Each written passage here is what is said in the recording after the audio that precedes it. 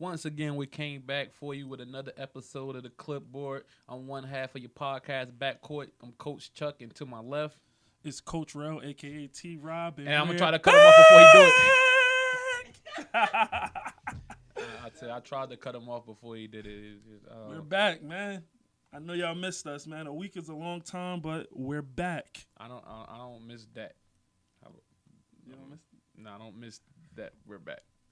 Our fans love it. That's why they subscribe. Shout out to the subscription gang, notification gang. They were subscribing before that. But anyway, I think we got a good episode for you this week. But it boosted it up. You know, we talked about last week? No, 2 weeks ago we had the high school coaches and the college coaches. So we're gonna bring some more coaches on this week, but it's gonna be on a different level. We're gonna talk to some prep school coaches or coaches who coached at the prep school level before.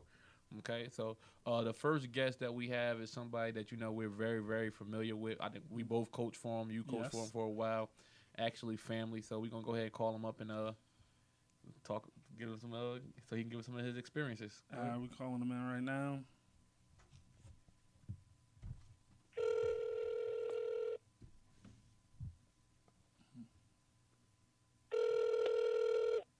Hello. Hey, what's going on, Vic? What up? Right now, we got you on a podcast so we can talk about some prep school stuff. For those that don't know, just want to give you a brief introduction. Chuck, you want to? How can I gas him up? All right, we're going to gas you up real quick, V, and then, This is what we do. We give everybody their flowers, gas them up. So, Chuck, gas them up. Former Irvington High School coach, former coach in Near Prep. Former coach and organizer and / owner / headmaster / everything of the Robinson School. And now assistant coach at Miles College at D2, Vincent Robinson. What's going on, Vin? What's up, nephew? Everything good with y'all? Maintaining, man. Yeah, everything's great. How you holding up during the COVID? Yeah, I'm good. I've been in Charlotte the last 2 months, so I'm good. It's a little dangerous up there where y'all at. Yeah. All right.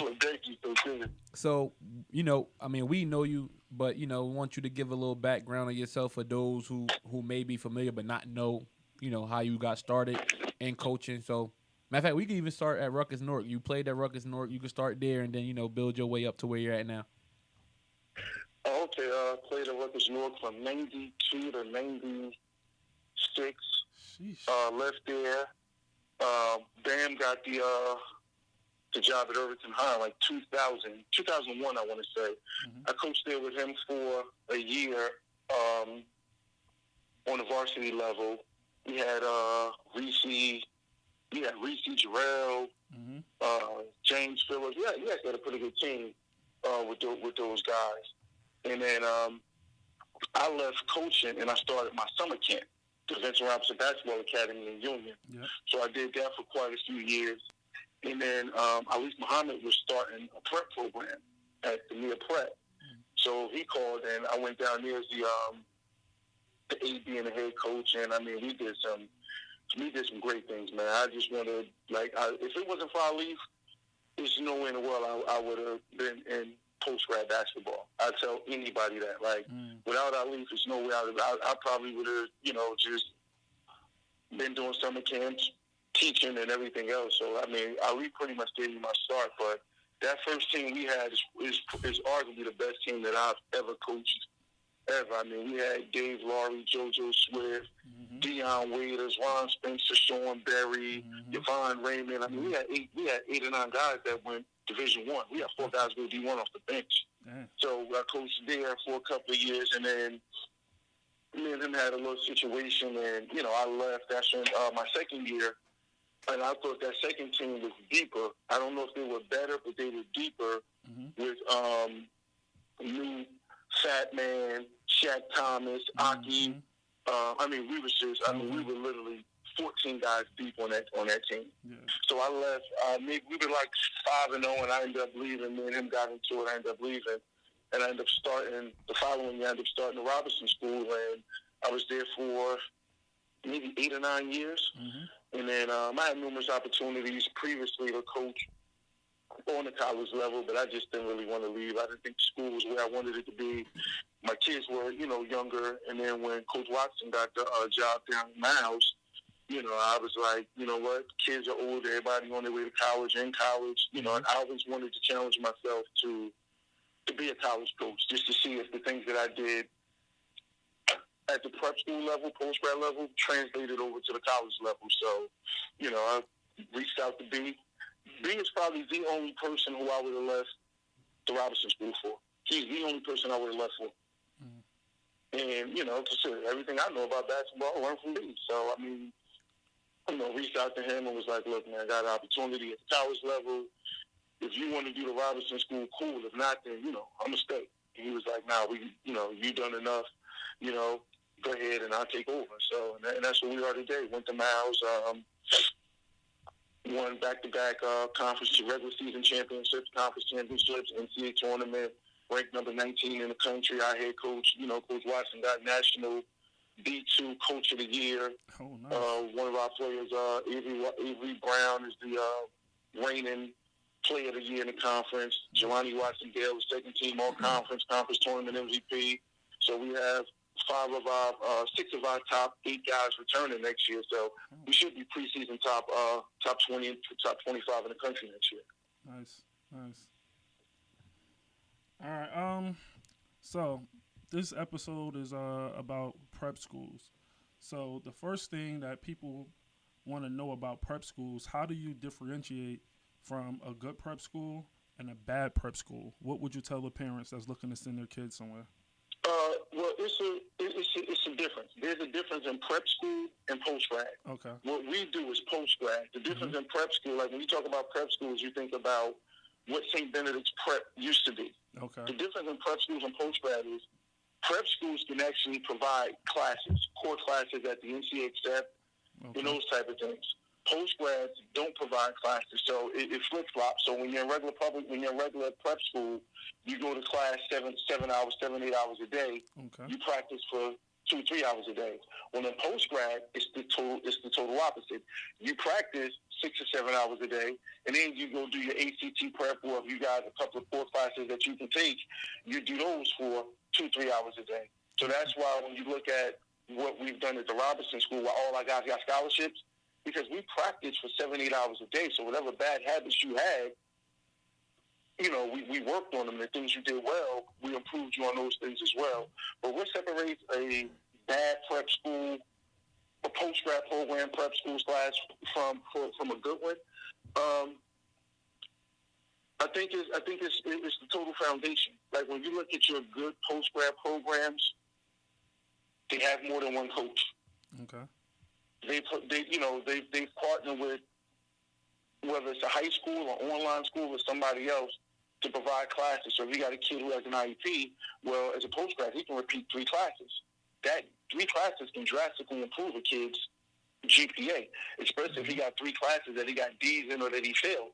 So now he's going from an F where he gets 0 quality points to a B where he's going to get 3 quality points. And if you do that for 3 classes, that's 9 quality points. Mm-hmm. That can drastically improve that kid's GPA. So they have partnerships with schools where they can get classes for kids. They provide speed, agility, weight training, and then you have people that know what they're doing. Behind the scenes, just as far as who know how to read a transcript. Everybody can't read the transcript, so you can't look at the transcript and tell if a kid is qualified, if he's not qualified. Mm-hmm. Your good post-grad programs, they provide ACT prep. Because it just can't be basketball. Because when you can't give an 18 or 19-year-old kid brain a year off from school. Definitely. You give them a year off from school, and it's a different situation. And at the post-grad level, you're not getting kids who coming in with it's rare to get a kid who got a 4.0 and they got a 27 or 28 on the ACT and 12 or 1,300 on the SAT. Well, that kid is only coming just for exposure. But you still have to make those kids do ACT prep because you can always improve. Mm-hmm. So, with your bad programs, there's no website. The kids don't know when the next game is. Mm-hmm. They don't give out any gear. They give them uniforms. The practice uniform and the game uniform is the same. There's no academics involved. There's no mentoring involved. There's no community service involved. Mm-hmm. So when you start looking at post-grad programs, the ones that's doing community service, the ones that have the academics in place, where you have people who can actually read a transcript. Because if I send my kid to you two guys and you guys run a post-grad program, I'm expecting a scholarship out of this. I'm paying you so I don't have to pay for college, or I'm trying to minimize how much I'm paying for college. Mm-hmm. You know, and one thing that I always did, what I did with my program is the biggest picture with post-grad basketball, prep school basketball, high school basketball. It's your coaching network. That's why I could pick up the phone and call the coach and say, hey, man, I got a kid for you. Because college coaches knew I wasn't going to over-exaggerate my kid. I wasn't going to have a Division II kid, and I call the D1 coach and say, oh, man, I got a kid for you. You should take him. So coaches knew if I called you about a kid, that kid could actually be pretty good at your level. Mm-hmm. So for me, like I take Pat Cole, for instance. Yeah. I always thought Pat Cole was a mid-major kid. But I told Pat Cole, like, yo, it's better for you to go low major because you're just going to dominate low major. Mm-hmm. And you look at it over the course of his 4 years, he was the MEAC Player of the Year. Pat Cole led the nation in triple doubles his senior year. Mm. So I always tried to do that with my guys. If you was if I thought you was a low major guy, I would kind of try to push you to go D2 because at that level, you're better than the level, mm-hmm. and you can go play right away. Yeah. So that was always what I tried to do. But those are some of the things that separate good post-grad programs from quote-unquote bad post-grad programs. You have to understand your business, but the biggest market is you got guys starting post-grad programs, and they don't have 15 college coaches in their phone. So, Vince, stop right there, right? Because that was part of my question for you, right? Mm-hmm. We're all in the basketball world, regardless of what level, whether college, high school, post-grad, prep, and everybody has different goals for why they're in the game. But I think everybody's goal is to help kids succeed, right? So what would you tell people who are trying to build a prep school / post-grad school out of the mud, because you built it out of the mud? What would you say? Give them 3 key factors that you say, if you want to build a successful program, you need these 3 things. What would be the top 3 for you? Number 1, you need coaching contacts. Mm-hmm. That's number 1. You need coaching contacts is the key component, because I don't care how good your kids are. If don't know coaches know about your kids, then it defeats the purpose. Thanks. Number 2, you got to know your net worth. But when I say know your net worth, you have to know what it takes to run a program, how much it takes to run a program. Mm-hmm. So for me, when I started the Robinson School, I put $40,000 of my own money into it from summer camps. Mm-hmm. So you can't charge.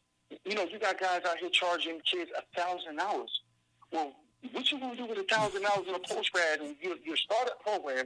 You got to get practice uniform, game uniform, sweatsuits, mm-hmm. basketballs. You got to rent a facility. You got to pay your coaches. So how are you going to do all this and you charging the kid $1,000? But again, a lot of guys just want the money, and they're using the money for their own personal expenses. Mm. You're not going to get rich in post-grad. That's why if you notice, with my post-grad program, what did I always do? I always ran summer camp. Yeah. Because my summer camp money fed my personal life, but it also fed my post-grad program for parents. Because you're going to get a lot of parents come November and December, Christmas time. If it comes time to buying their kids Christmas toys and paying you tuition, oh, shit, good luck. Good luck. Good luck getting that money around Christmas time. But I knew this. So that's why you charge the parents the big down payment and you make the monthly payment small. But again, I understand the business ends of it. That, in November, December, you may not get no payment. But come January, February, because those kids are going to stay with you. When they get the income tax, they're going to make those payments. That's why if you look at our program over the course of all the years we had, once our kids signed, they still stayed and played. You look at most prep schools or post-grads, once them kids sign with a school, they ain't bouncing because the parents don't want to pay no more. Yeah. But because of all the stuff that we did with the program, even when I turned it over to y'all, once those kids sign, they stay and they finish the entire year because of all the good things we got going on. So when you got one coach, imagine when I turned the program over to you two, imagine you two guys, it's just you two guys running a program, you got 15 kids. It's not enough for you to go around. That's why you need 4 or 5 different coaches. You need a strength and conditioning guy. That's all he can focus on. Strength and conditioning, that's his baby. You need guys like y'all who enjoy the individual instruction, but y'all speak the language of the younger kids. Mm-hmm. Where, I had to be the asshole. I had to be the bad guy. And I'm cool playing that role. But y'all went to those guys who are like, nah, that's just how he is. Like, he wants you to get better because y'all was the good cops in the whole thing. So the kids come and talk to y'all about, how many kids came and talk to y'all just about personal stuff outside of basketball? But they got the girl pregnant, they like him going at home, you got to feed them, you got to do all this and that. You see what I'm saying? But, and the third thing is, man, you have to have infrastructure. And when I say infrastructure, I mean you got to have an academic person. You have to have a contact at the NCAA who you can call and say, hey, man, I got a kid transcript, I don't know if this kid going to clear. Can you look at it for me? Mm-hmm. You have to be able to go into these high schools and talk to guidance counselors and say, hey, man, look, this kid got a 2.4, but that's a 2.4 overall. His core GPA is a 2.1. What can we do with North Public Schools where we can maybe have this kid take 2 summer classes, these 2 summer classes, and, 2 core summer classes, and now those 2 core summer classes, they can go into his GPA to improve his core GPA. Mm-hmm. But again, you only get that type of network when, number one, people know that you're for the kids. They know it ain't about the money with you. You are for the kids. Mm-hmm. And they see that you consistently getting kids in school on scholarship. And that's what parents want. Like, if I'm going to give you $10,000 of my money, I'm not expecting to pay for college. That's a fact. So you said that, like, if a kid was like let's say a Pat Cole, and you thought he was a mid-major kid, mm-hmm. but you encouraged him to go D1, right? I mean, low-level D1, mm-hmm. so he can dominate. Mm-hmm. On the flip side, what if about the D2 kid is a kid who's more likely D2, but he thinks he can go D1, but you don't really believe he can? Do you still recruit him to your program with him thinking that? Okay, expound on that. I ran a dictatorship. I didn't run a democracy. Like, my kids were. If you look at all the kids I had, my kids went where I told them to go. Because at the end of the day, when the kids know that you have their best interest at heart, you know how many kids I could have sent Division I, but I sent them Division II because I knew at the end of the day, my motto was, I don't want to work twice for the same kid. There were kids who had Division I offers. I looked at, like, DeJuan Lighty is the perfect example. Coastal Carolina offered DeJuan Lighty. DeJuan Lighty wouldn't even take the visit. He was like, yo, V, I don't want to go that far away from home. I'm cool at Caldwell. And me and the Caldwell coaches are great. I'm like, I told my man, the coach, I said, he don't even take the visit, bro. He's from Patterson. He's going to school 15 minutes from where he lives at. Mm-hmm. He's going to walk out of that school with 1,000 points and a college degree and 0 loans. Yep. So when when kids start talking to me and I look at it, you know how many kids I turned down? Because they start talking like, oh, yeah, well, I'm a D1 player. And I look at them and be like, yeah, I know I can get that kid Division II. So when they start talking that D1 stuff, I tell a parent, hey, I appreciate everything, but nah, you ain't for our program. Okay. You got to, when you look at post-grad, this is one of the biggest misconceptions of post-grad. We brought in 15 kids every year. So now you're asking kids, all 15 of these kids were the man at whatever school they went to. Mm-hmm. Now you're asking 10 of those guys, hey, man, I need you to sacrifice you being a man, and now you got to come off the bench. But you're going to end up playing the same amount of minutes as the starters because we're going to be up 20 and 30 because of the style we play. We press everybody. Remember, we sub 5 in, we sub 5 out. Mm-hmm. So at that point, it's not about no one person. It's about all 15. So when people was like, well, damn, like 15 grand in your roster got a scholarship, yeah, because we sub 5 in, 5 out. And y'all remember when y'all was coaching the Robinson School, with 10 minutes left to go in the game, you up 20, your starters are sitting down, and your bottom 5 was playing the last 10 minutes. Mm-hmm. So everybody has an opportunity to get film. So it can't be about Pat Cole, Ramon, Safi, and all those guys. It got to be about the guys who come in they come from a situation where, yeah, they average 13 at their school, but they're your bottom 5 guys because that's how I marketed my program. If I get these bottom 5 guys scholarships, well, you know what? Kids that played against him and kicked their ass in high school said, well, shit, if he went to the Robinson School and got a D2 scholarship, I know I can go get a D2 scholarship. Mm-hmm. And what you do, I raise the pay. So now those bottom guys got scholarships, I raise the price. Okay, that kid may have been paying $10,000. Okay, you know what? Now we're going to charge these kids. Now in the next class, we're going to charge them $15,000. So it allowed me to expand the brand. to purchase the van. So it allowed us to I always wanted to do the post-grad thing. Always wanted to do something nobody else was doing. Yeah. So when we was going to North Carolina, we wasn't jumping in vans. We was flying. Mm-hmm. We was flying in North Carolina because I knew what I could charge because I knew my worth. I had people come to me and say, hey, man, we give you $8,000. No, it's $15,000 to go in.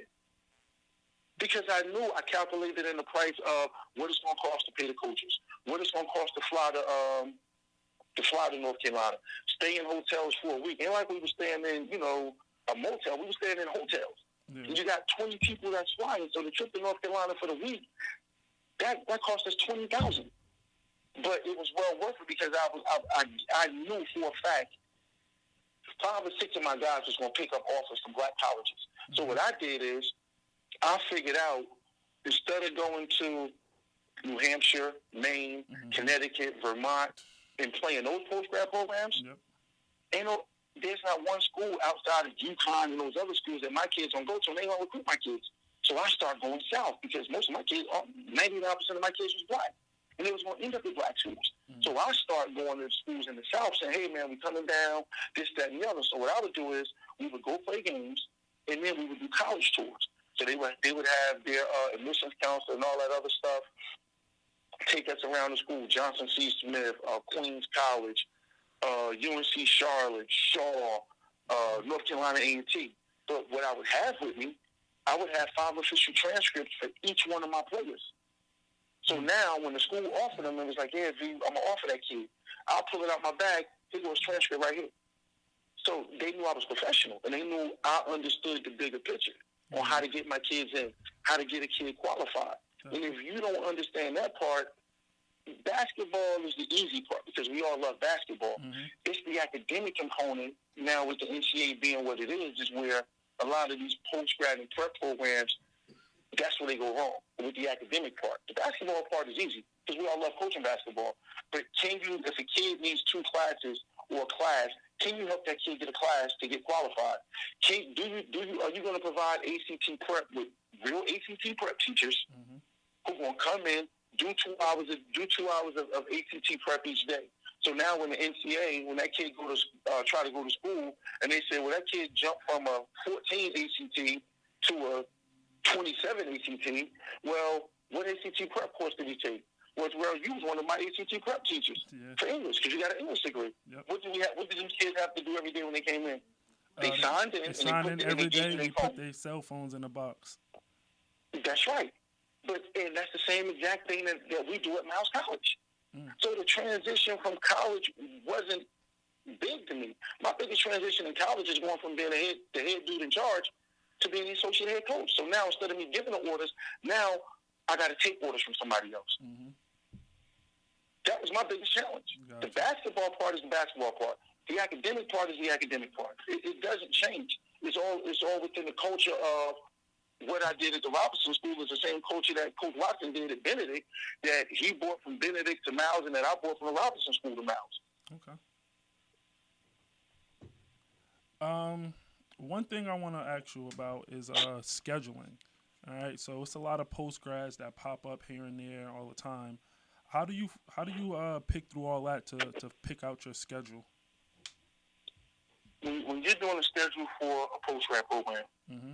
number one, you have to know how much money you're going to bring in. Okay. Because that's going to determine how far you can go. Mm-hmm. I knew every year we was going to do the trip to North Carolina. Okay. Every year I knew we was going to do the trip to North Carolina. So I put $20,000 aside for that trip. Because I knew we was going to North Carolina for seven days. And then when I had Pat, Cole, DeJuan, Ramon, and all them, we went to North Carolina twice. Yep. So, you put money aside for that. But again, with the schedule, because we had built a brand and built a really good name, I didn't have to travel a lot. I figured it out. A lot of schools in the South wanted to play us when we started getting nationally ranked, mm-hmm. and we started getting, all of our kids getting scholarships. And now what happens is college coaches start telling these guys in the South, well, hey, man, you want me to look at your kid? Go play my guys at the Robinson School. Hmm. So now schools want to come up and play us because they feel like if they can get their kid can get good film against our guys, where they would be a scholarship level, level player. So when I first started the program, Leaf, and all us at NIA, and then when I first started the Robinson School, we used to judge ourselves off of going to play Brewster, St. Thomas More, South Kent, and all those guys. Yeah. I figured out quick, man, to take a 7-hour ride up to New Hampshire to go play Brewster at 8 o'clock at night, and then you got to drive 7 hours right back. It ain't worth it. Yeah. They're not going to recruit my kids up there when I can go to the South. So when I started doing it, I started playing teams in North Carolina, Virginia, Maryland, Baltimore. Mm-hmm. I started playing those schools, and I started getting those schools to come back up and play us. Because it's easier for me to drive 3 hours to go to Baltimore and play Mount Zion, and come right back, as opposed to driving 7 hours to New Hampshire, and then I got to turn around and come back another 7 hours. Yeah, I remember we got lost in the woods one time. Yeah, I mean, imagine when I was at near prep, we went up to Maine. And we stayed in Maine for we did a week tour up there. We went to Maine. We played in Maine. We was closer to we was like 15 miles from Nova Scotia. Jeez. So we played in Maine where there's no traffic lights. It's all you see is moose, the moose crossing signs. So me and Leaf, I'm looking at him, he's looking at me, and I'm like, man, what the hell you done got us into? But you know what? Those experiences with guys like Dave Laurie, Sean Berry, like we all grew up together. Because Leaf ain't know how to really run the program. I didn't really know how to run the program, but I knew I had something that everybody wanted. I had coaching contact. Okay. And I knew how to run the practice. From, helping Dan at Irvington, I knew how to run the practice. And then, again, everything was trial and error back in the NIA days. It was all trial and error because we had so much talent that our margin of error, for one thing, if you look at any team I've ever been associated with, if we don't do nothing else, we going to defend. So our guys can score the ball. Anybody can score the ball. But when you got guys like, you got a guy like Dave Laurie or Sean Berry, see, those type of kids, they hood kids, you can challenge their pride. You can challenge their pride and be like, God damn, you know what, this kid kick your ass? Man, you sit your ass down. And it hurt them more for me to challenge their pride and make them sit down. Mm-hmm. So now when you put them back in the game, they don't want to hear shit because all they want to do is just shut me up. Yeah. If all Vince do was, man, Vince just talk. He just talk. So they want to just shut me up at that point. And that's why to this day, they all call me. Yeah. If they got a deal overseas, if they got whatever they got going on, if they have a kid, hey, what's up, guys? Because at the end of the day, they knew I had their best interest at heart. See, when you look at I don't care what high school program it is, what prep school, post-grad, college program, the makings of a great program is when you can check a kid's heart as opposed to his talents. Mm. Like, it's heartfelt. Like, to this day, Rashawn Stores is a Division I coach. And me and Rashawn, we text, we see each other. Guaranteed I'm going to get a text from Rashawn on Father's Day. Guaranteed. Nice. At 9:30 in the morning, every Father's Day, Rashawn going, hey, happy Father's Day, But again, when you have when them kids know that you got genuine love, because when you feed kids, man, and they ain't got nothing at home, you're picking them up, you're dropping them off, and you making different concessions, these days you ain't doing things you want to do because, if you don't feed that kid, there's a good chance he ain't going to eat again until you come back to the Robinson School and get lunch. Yeah. So speaking of genuine... So that's why My fault, not to cut you off. Speaking of genuine love, probably going to be last question because we got one more guest, right? But speaking of genuine love, I want to talk about your love for the game. You started in high school, went to NIA, started the Robinson School. Now you at Miles College as the associate head coach. Do you see a future as a head coach on the college level, or you're just comfortable where you're at, or could we see you come back down to the post-grad level? No, I see myself being a head coach. I mean, with the things that we've done over the course of the last 2 years at Miles, I mean, it's unprecedented. I mean, they treat us like, we the Bulls in Last Dance on campus. And then our football team has won back-to-back. Our football team has won back-to-back conference championships. So that's the first time in conference history where a football team and a basketball team have won back-to-back conference championships. So, I mean, we're like stars on campus. But, one of the things for me is I want to be a head coach because I know I can be a head coach at the college level.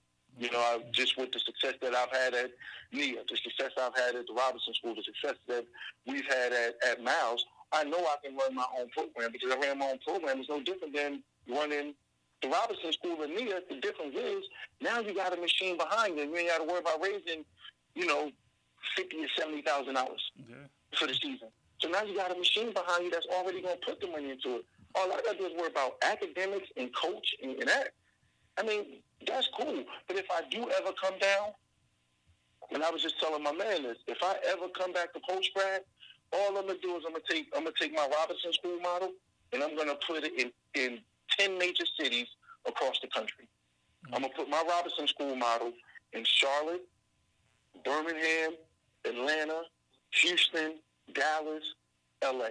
I'm going to take my Robinson School model and I'm going to strategically place it in 10 different cities all around the country. Dope. Because the model works. Like you can't dispute that the model works. Thanks. And they're gonna be 10 separate teams. They're gonna be 10 separate teams, but they're gonna be 10 separate teams in 10 separate cities, and it's gonna be one website for everything. That's dope. Dope. One website for everything. Well, Vinny, thanks for allowing us to call and interview. Hopefully, when the coronavirus ends or whatever, you come back up, we can chop it up. If you get the head coaching job, you got 2 coaches that ready to sit on the bench with you. Absolutely, man. Absolutely. We always keep the family. So, facts. Definitely.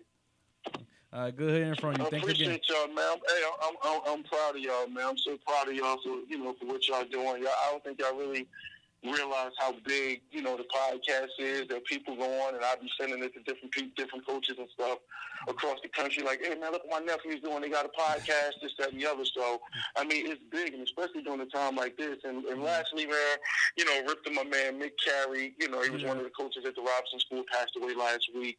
So, rip to him, my condolences to him and his family. But I definitely, man, love what you 2 guys are doing, man. Thank you. Appreciate it. Appreciate it, Vince.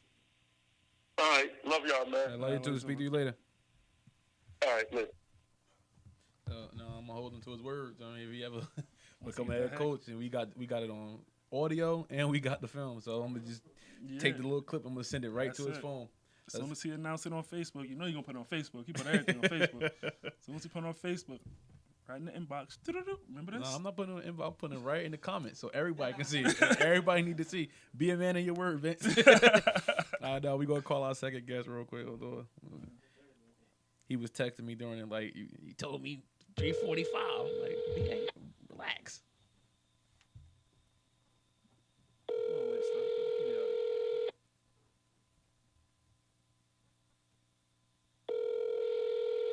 You can't text me, then not answer the phone. That's your mask. It is.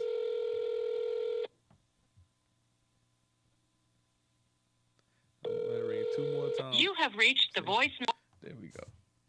This 2 weeks in a row.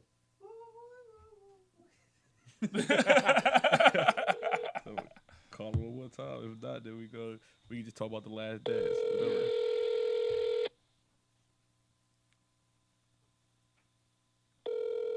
He literally just texted me while Vince was talking. I don't get it. So you know what? So if he calls back, he calls back. If not, he dies. He dies. It doesn't matter, right? If he dies, he dies. You try to. The goal is to do we want to educate and talk about basketball and put our people on, but at the same time, like if we got something and we agree to a time and I tell you 5 minutes, whatever, and you say cool and your answer, I'm not stressing it, bro. I'm not. Nothing we can do about it, but So let's talk about the last dance. So you're a Chicago Bulls fan, so yeah. you want to bring it in, or you want me to? I'm gonna let you do it, man. I like how you got stuff up, man. So, because of the coronavirus, ESPN actually pushed up the last dance. It was supposed to air in, I want to say, June or July. Okay. They pushed it up so it could start. Yeah, they pushed it up so it could start in April with a 10-part series about the Bulls dynasty and more about Michael Jordan, but the Bulls dynasty. I think it went into a little bit of everyone, not just Michael Jordan. So I'm gonna consider it the last dance. No, I'm gonna consider it the Jordan documentary. I mean, because he got at least 30 minutes every episode. I mean, hey. So you watched it? Did it change your perception of Jordan, or did you learn anything new about him coming up and whatever case may be with the Bulls? I'm a pretty big Michael Jordan fan, so it wasn't too much new stuff that I heard about it. Some of the stuff behind the scenes with his teammates, as far as like stuff that he's seen as like rookies and as his rookie season, sophomore year, like just being under the old heads then, that was a little bit new for me. But for the most part, I knew pretty much everything about Michael Jordan. Like, I'm a Bulls fan. Michael Jordan was my favorite player.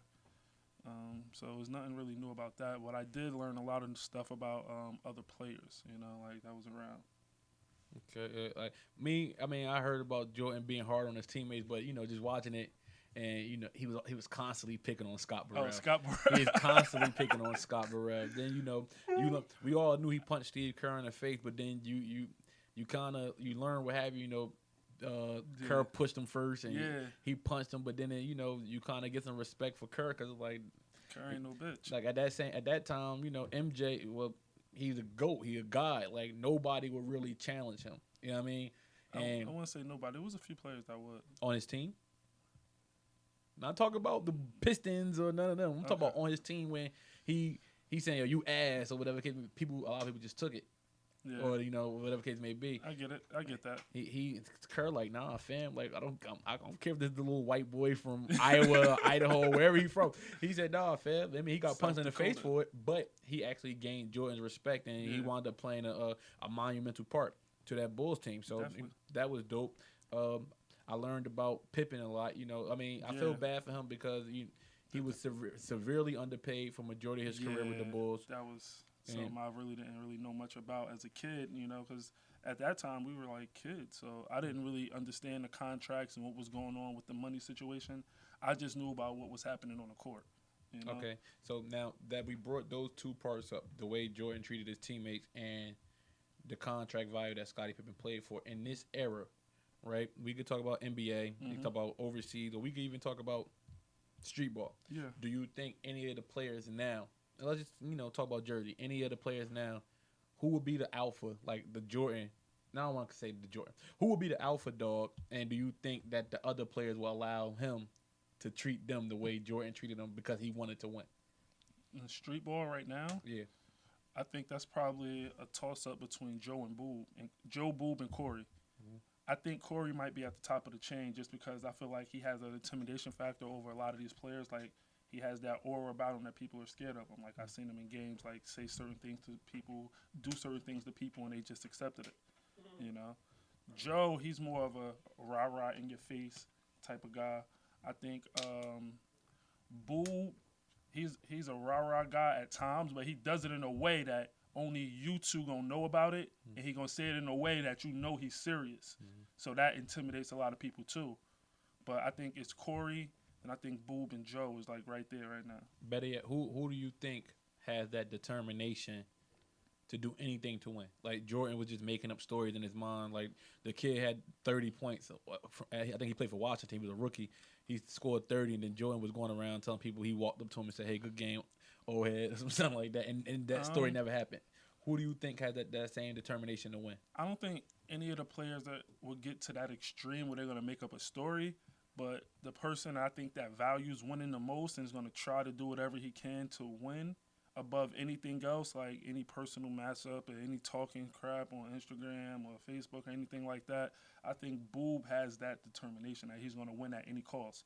Because no matter what, you're always going to say Boob is a winner. And I think that's his mindset. I don't care if I had 30. I don't care if I had 10. I don't care if I had 5. At the end of the day, you're going to say I won a game. And that's all I care about. And I feel like that's how he attacks the game. All right. And now I know we had a discussion about pros, like what's a pro, and people were saying if you make $1,000, stop talking to me about you a pro, or whatever the case may be.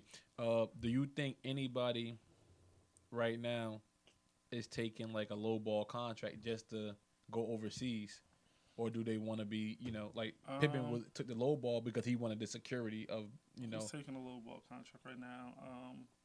I don't really know people personal life. I just know like some of my players that play for me.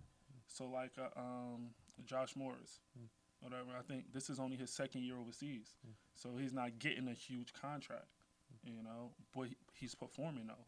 So I think next year or maybe the year after that is going to be his breakthrough financially. Right now it's just about him being consistent and showing his worth. So right now I feel like he's in that position where he's taking less than what he's actually worth because he doesn't really have the options. Okay. But I think next year or the following year for sure, if he stays consistent how he is going to be the year where he'll be more in control and he'll be like, nah, I don't want that contract. I deserve more. He'll have more of a bargaining tool because now he has built a resume. Mm-hmm. Now, a lot of things people were saying about Jordan is because, he was getting guarded by 6'2" white boys like Jeff Hornacek. This is what I want to say about that. Because people always criticize the competition that Jordan played. It's not his fault that ever he played in. He played against the best players in the world. The NBA has always been the best league in the world, and that's what he played. It's not his fault that the two guards were at that level, and they were still good two guards. It's a lot of Hall of Famers in that era. But even despite that, people act like he ain't play against the Pennies, the Grant Hills, I don't want to put him in that same queue, but Allen Houston, Ray Allen, Iverson, Kobe, like he played into 98, retired, and came back and played to 2003. Mm-hmm. So a lot of the people that they're, saying are, way better than the people he played against, he actually played against them people too. So I really don't understand the logic, and I think that just when you watched him and you seen exactly how he played and how he dominated the game, I mean, like his rookie year, his stats compared to people like career highs. Like now, he did that as a rookie. I think people forget too. Like even in his Washington years on his down, he was still averaging 20. He never averaged less than 20 points. He still was averaging 20. 39 years old, like against the Kobe's and all those guys. He's still averaging 20. Hold on, Mr. Rico. How the camera guy gonna ask us a question about basketball? I was gonna say, do you think if he entered the league in say like 2015, he would have the same? You want to go first? I'll go first. I could go first. This is what I would say. A lot of these players wouldn't be who they were if it wasn't for Jordan. So the NBA would look totally different. When he came in, he changed how the game was played. Everyone was playing below the rim. Not everyone, but majority of the NBA was playing below the rim. When he came, he made it cool to hang in the air, to do the dunk a lot, jump over people. That's why they named him Air Jordan. They branded that. All right. So I think the game would look different. So I can't really say he can hang in this era. I think he definitely would still be successful. But the game has changed. 2015 is more about shooting threes as opposed to Jordan, who was a mid-range player. I think he would still be a dominant scorer. He'd still be a dominant scorer. And just his determination overall is just would drive him to win. I think he still would need some of the right pieces around him, as any other player would, but I think he would still be successful in 2015. In this era, I think Michael Jordan might average about 45 points a game. And that's not me being crazy, because like Giannis averaged 28 and he's not the best 3-point shooter or something. He averaged 30 or something like that, right? I was being politically correct. Just think about it. Like when Michael Jordan played, there was hand checking rules. People was getting body tossed out the air, and he averaged 35 one year. He probably averaged 20 off when there's no hand checking, he's getting to the line at James Harden clips 13, 14, 15 times a game, to the point where people are gonna be like, yo, that's annoying.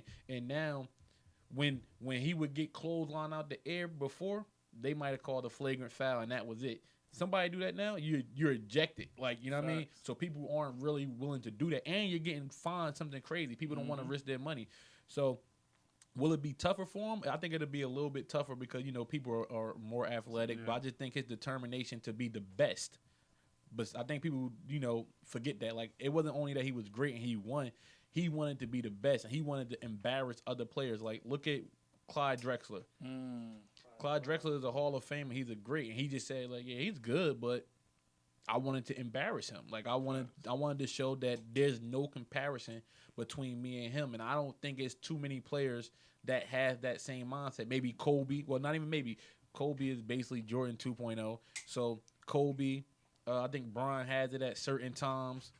But, the people we look at as great, like, I think James Harden is great, but I don't think he has that determination to say, yo, I'm just the best. Like, there's nobody better than me. I'm going to win at all costs. I see that.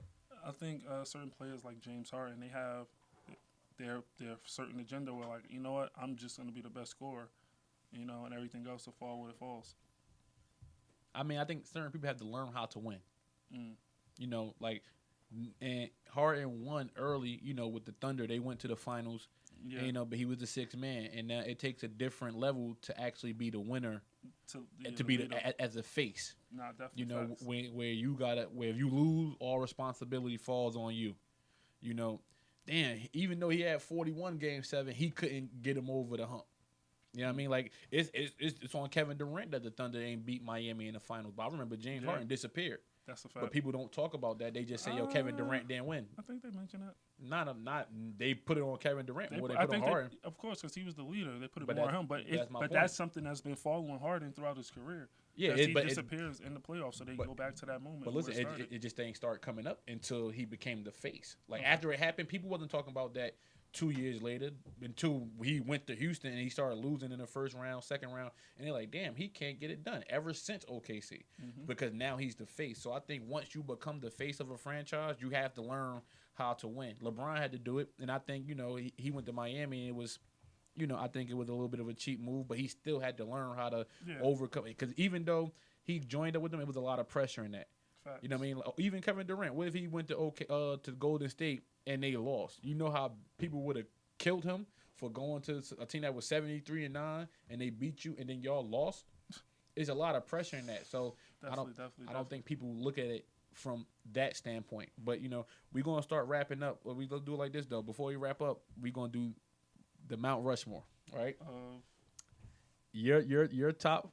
Matter of fact, let's do your personal top 10 NBA, and I'll do my top 10.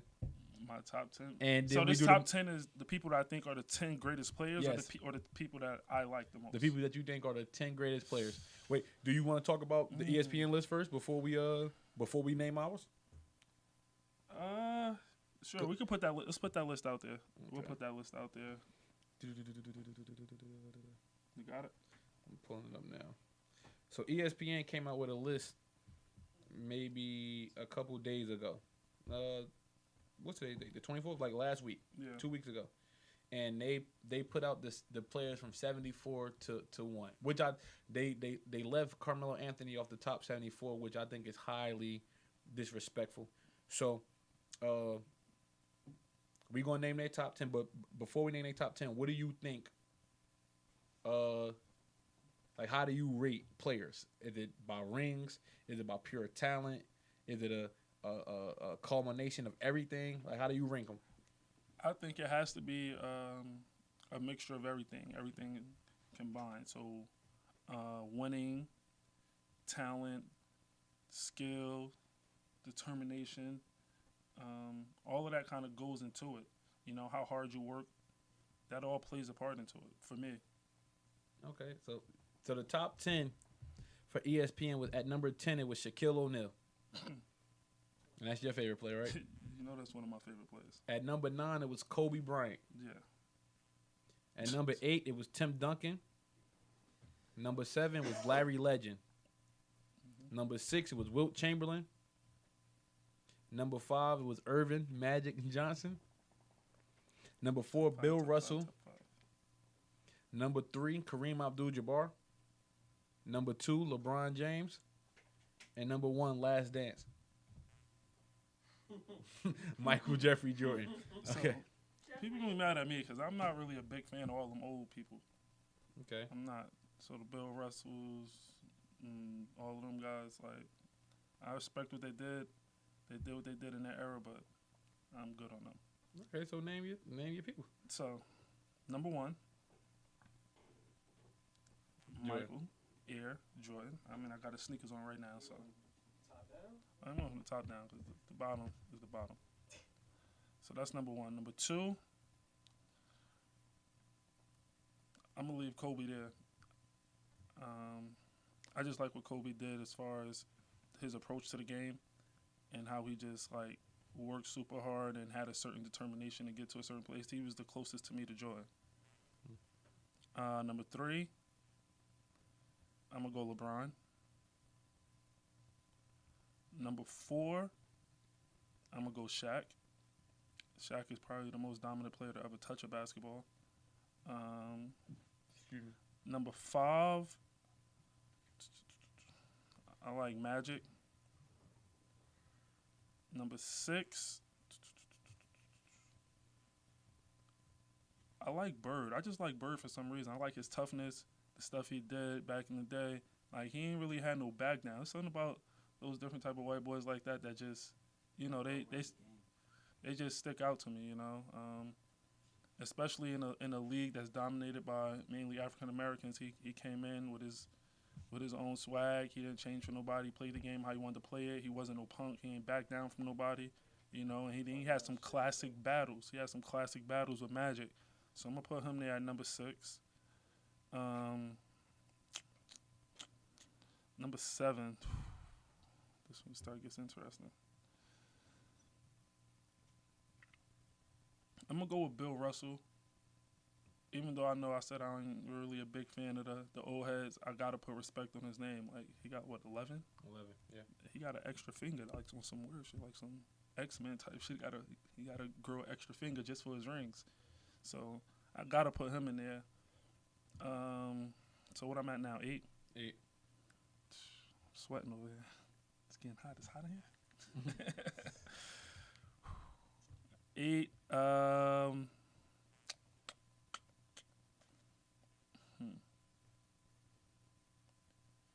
8. I'm gonna go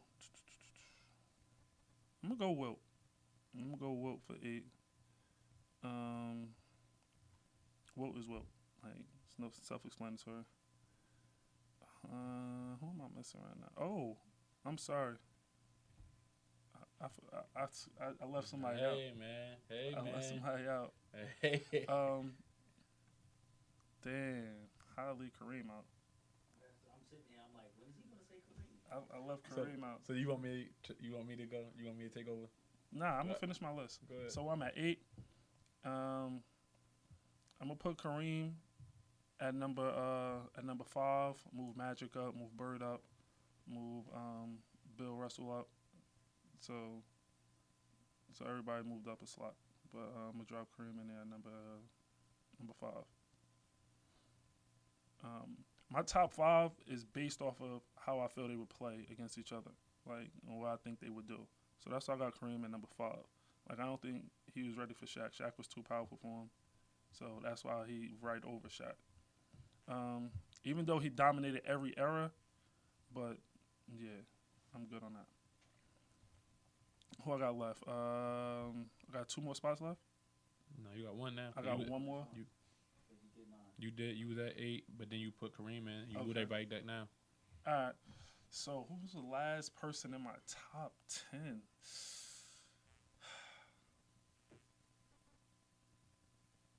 Damn. That's a tough one for me.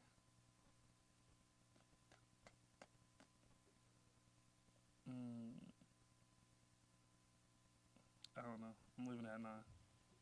You got it, Chuck. I'm leaving it at 9. So Huh? Dirk ain't top 10. So, and I'm not a fan. Like, I'm not really a big fan of Tim Duncan. Like, KD, man. If I had to do a top, if I would have to choose someone from this era, I would probably put Steph in there. I would probably, you know what? Steph Curry, number 10. all right. So number 1 for me is Michael Jeffrey Jordan. Number 2, how dare you disrespect Kareem Abdul-Jabbar, 3-time college champion. Congratulations.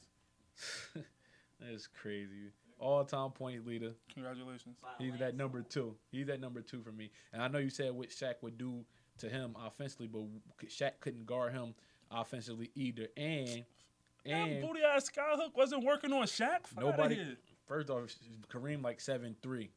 Shaq's 7 foot. Shaq gonna push him out to the 3-point line. Shaq's gonna foul out. And we seen Shaq try to play. Gonna do? Oh, we seen Shaq play against a skilled center and he couldn't win a game Was Shaq in his prime? in the finals. Was Shaq in his prime? He That was still was a baby. That's not my He fault. He was came a in the league in baby. 92. He came in the league 92. That was in 96. Who came in the league in 92? Shaq. That game was when? 95, 96. Like maybe 95.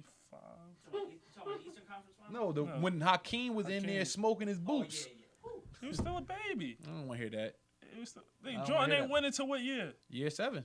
All right, so that was But, like year hold. 3 for Shaq. Shaq also had Penny Hardaway, Nick Anderson. Name 3 people on Michael Jordan rookie team.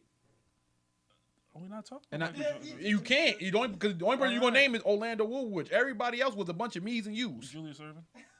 on Michael Jordan's team. The Iceman. George Gervin was 39. It don't matter. Man, go ahead, bro. He was on the Bulls. 79 years old.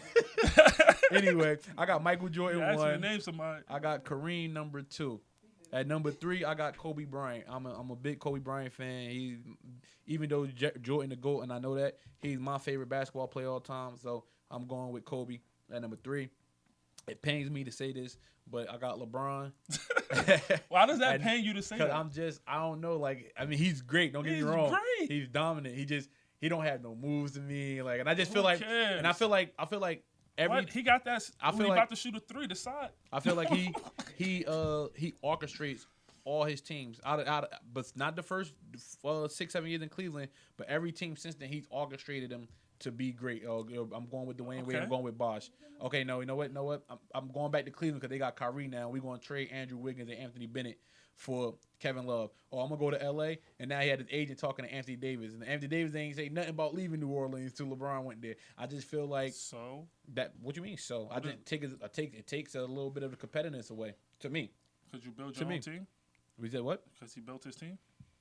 No, my thing That's is a boss move. no. Why If I could go somewhere and be like, man, I want him, and that happens. or why not stay where you at and build a team around you instead of going to everybody else? Maybe he like being in L.A. Who don't want to go to South Beach? I love South Beach. You like South Beach? Hear that, man. You like South Beach? Yo, so I love when South you're Beach. rich, you can go to South Beach whenever you want. You're not talking about me and you where we got we about to plan this trip to go to Miami. He could hop on his jet and go to Miami the next day. I don't want to hear that he playing with his best friend. Who I don't want to hear live that. in Ohio? No, I don't want to live in Ohio. All right, so stop talking about the land. Stop talking about you crying. I did this for the land. I don't want to hear that. That's where then. he from. So shut up then. I don't want to hear it. I don't want to hear it. So you think Michael Jordan came from the South where it was nice and warm in North Carolina to go up to Chicago where it's cold as shit? No, we got shit there. All right. He got drafted there, and so LeBron got drafted in Cleveland, which was a rig. Oh, he's from Cleveland, and Cleveland gets the number. Man, go ahead. But he's number 4 to me. Conspiracy Chuck in the building. Hey, call it what you want to call it. Conspiracy Chuck has arrived. Call it what you want to call it. At number 4, the LeBron. Number 5, I'm going Magic Johnson, and he just. And number 6, who following is Larry Bird. I just think that, when the league was dying down, they transcended the league, and they had the league in a headlock for years until the Pistons finally got the Celtics up out of there. So, I'm going to go 5 and 6, Magic and Bird. At number 7, I'm going to go Bill Russell. I mean, you can't – he got 11 rings. Not 1, not 2, not 3. And you can't take that. And he was probably one of the few player head coaches ever. Word. So I'm number 7. I'm going Bill Russell. Number 8. I'm going Wilt Chamberlain. We talk about dominance. He was averaging 40 and 25. Like, I don't care who he played against. I'm gonna put him behind Bill because Bill gave him trouble. He couldn't win over Bill. So I'm gonna put Wilt at number 8. I got Shaq at number 9. And and Shaq is a great player, but this is just my opinion. Like when he was in Orlando, he didn't win. He got there. He lost. He got there. Doesn't matter. They always say that about LeBron. LeBron was in 20,000 times in a row to the finals. That's never been my argument with LeBron. I just said it pains me that he's up there, so you can't use that against me. I'm talking to the fans. Hey, say what you want, but Shaq at number 9 for me. He was dominant, but end of the day, I'm taking somebody who got 11 rings over him. I'm going to take Wilt with the 40 and 20 over him, and I'm taking the all-time leading scorer over him, 6-time MVP, 3-time college championship. No, he don't. Shaq only got 4 rings. You said then Wilt? I thought you meant Kareem. Yeah, because Wilt only got 2. Okay. Okay. But now let's talk about it. When Shaq won his 4 rings, who was the other dominant center in the league? I'll wait. Yao Ming. Yao Ming was dominant? Yao Ming wasn't dominant. He was killing the league. Hold on. Look up them stats. Yeah, I will. He was a doofball. 20 and 10 easily. 20 Yao and 10 Ming easily. stats. Off the rim, yeah. 20 and 10 I don't think easily. what does dominant mean to you? Because he made an all-star game. He had a whole country behind him. That's why that's why he's the number 1 voter. He averaged 19 and 9 for his career. That's dominant? What's Shaq average for his career? Like 25 or something like that. 20. Hold on, we can go to the stats. All I'm saying is that 19 and 9 is pretty close to 20 and 10. Yeah, All right, but he that's played like 5-6 years though, bro. Yeah, because he was hurt. Shaq played for like what 15? Shaq averaged 24 and 11. So 5 more points and 2 more rebounds. Okay, That's a lot. It's I mean, Shaq. What the fuck? But like I said, to me, Yao Ming was a very good center. He wasn't an all-time great. He wasn't dominant. You know, he wasn't even the best player on his team. Tracy McGrady was. Patrick so Ewing? when he won, Patrick Ewing was playing for who? When He's playing for the Knicks. in 2000 what? I don't know. 2001. You said when he was in the league. I said when he came no, in the no, league that's in not what I 92. said. That's not what I said. I said when he won his championships, who was the other dominant center? I don't know. I gotta go back. He and see. What year was that? 03, 02, 01. All right. I don't know. Anyway, It don't matter. Shaq at number 9, and for number 10, I'm gonna go off the border for me. I think this is the best power forward of all time. A lot of people don't agree with me. I don't care. He did this at 6'5". I'm going Charles Barkley. I just think for him to average 25. I'm not a and role 11, model. Yeah, for him to average 25 and 11 at 6'5", win an MVP. I mean, the only reason he didn't win a ring was because he ran into the ring stopper, and that was Jordan. I mean, I just like his game. Everybody, all the other power forwards are 6'11", 6'10", 7 foot. He did it at 6'5". So you know that's the opposite of what they say about Jordan. Like he was 6'5" going against people 6'8", 6'9", and he was just dominant. So I'll put Charles Barkley at number 10, and that's my top 10. But end of the day, back-to-back unanimous MVP. yo, we gonna holler at you next episode. Appreciate y'all tuning in. Make sure you hit that subscribe button when you watch the video. Hit the like button. Leave a comment. If you got any, go ahead. Make sure y'all check out our playlist. We got a whole list. If you missed the episode, it's there. Look it up. Check it out. It's a lot of great content. And no, we're out. We're back. We're out. See you guys next week.